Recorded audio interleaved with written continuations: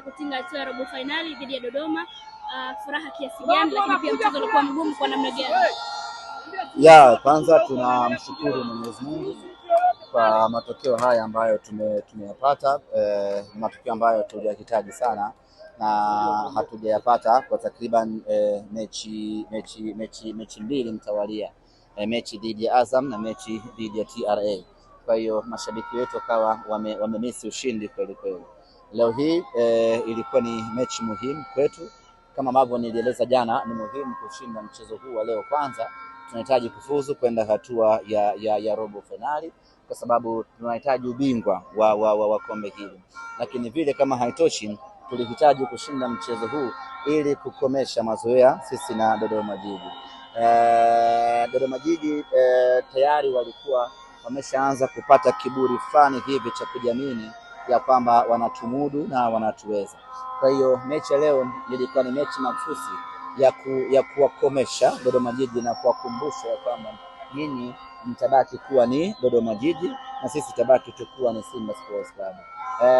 Walitaka kuanza kutuzoea, na laiti kama tungeruhusu mechi leo iishe kwa matokeo ya kuwapendeza wao, maana yake wangezidi kutuzoea zaidi.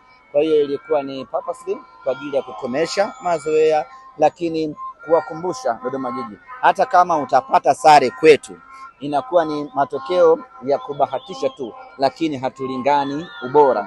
Kwa hiyo mechi leo ilikuwa ni mechi ya kuwafunga, mechi ya kuwapigia mpira mkubwa na mechi ya kuwadhalilisha, na yote yamekwenda vizuri. Walipopata goli la kwanza nikajua shughuli yao imeisha hapa, kwa sababu psychological timu ndogo haipo kwa ajili ya kuifunga timu kubwa, ipo kwa ajili ya kuizuia timu kubwa. Sasa kama umetufunga, maana yake ni kwamba mpango wako wewe umeshaharibika wa kutuzuia. Utabaki unacheza hovyo kwa sababu huo haukuwa mpango wako wewe wa mwanzo wa kutufunga. Mpango wako wa mwanzo ulikuwa ni kuzuia. Sasa pale baada ya kutufunga goli moja, nikapiga makofi nikasema sasa wataondoka kwenye mpango wao na watacheza kwa pressure kubwa. Tukaenda half time wakiongoza goli moja bila.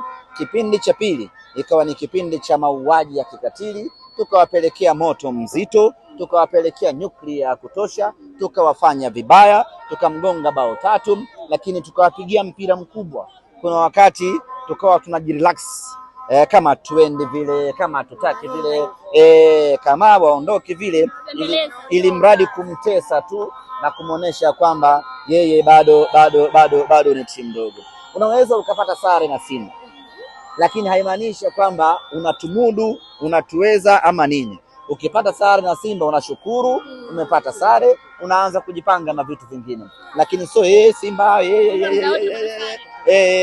kubahatisha hakuji mara mbili, kubahatisha huwa ni mara moja. Semaje mzungumzie Selemani Mwalimu ambaye amekuwa sasa kuna tukio moja hapa, kuna tajiri moja anakabidhi kibunda pale kwa wachezaji wetu. Tulibutue lile afu tuendelee na interview yetu.